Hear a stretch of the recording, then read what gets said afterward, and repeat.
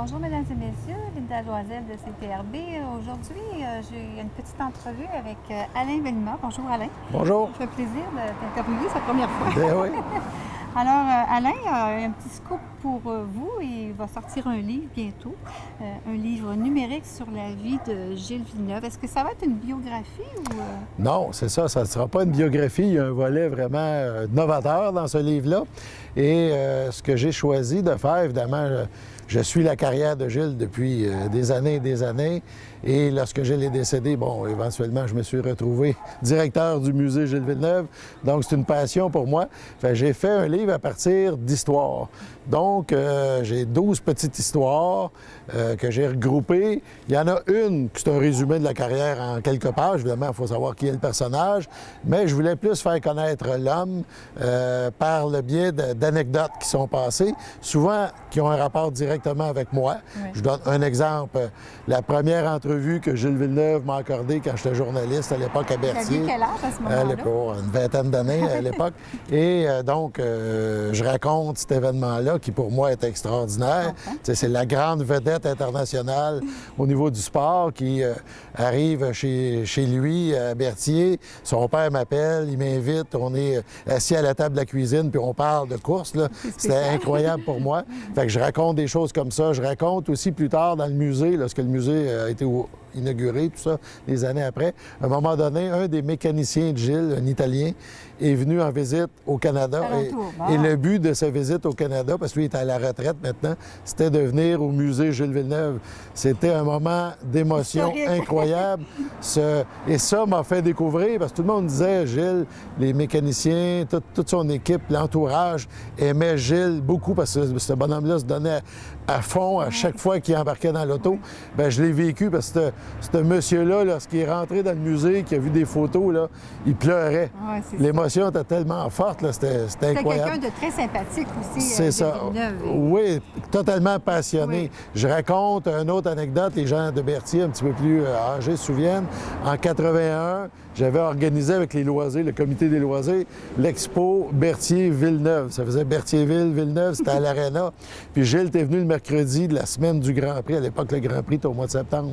Je raconte ça. C'est très, très humain. Gilles, des événements trop glamour, tout ça avec des...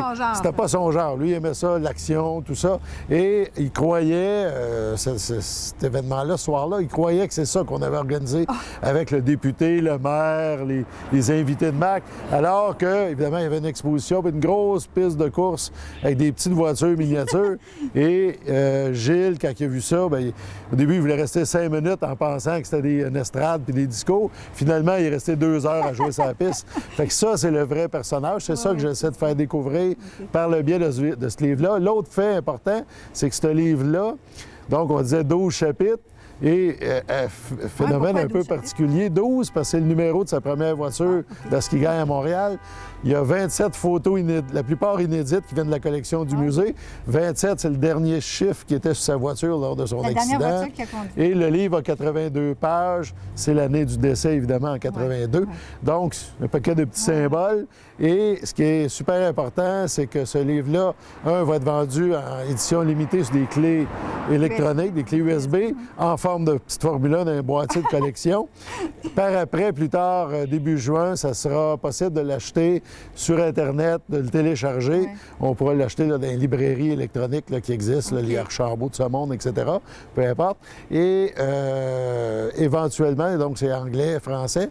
Et on pense peut-être à l'automne, à faire coïncider ça avec le Grand Prix de Monza en Italie pour offrir aux Italiens la possibilité de traduire, de l'avoir. Oui. Donc, il y aurait une traduction italienne qui serait faite aussi et vendue en Italie. Et tous les fonds qui vont être amassés avec ça vont aider le musée à poursuivre sa mission.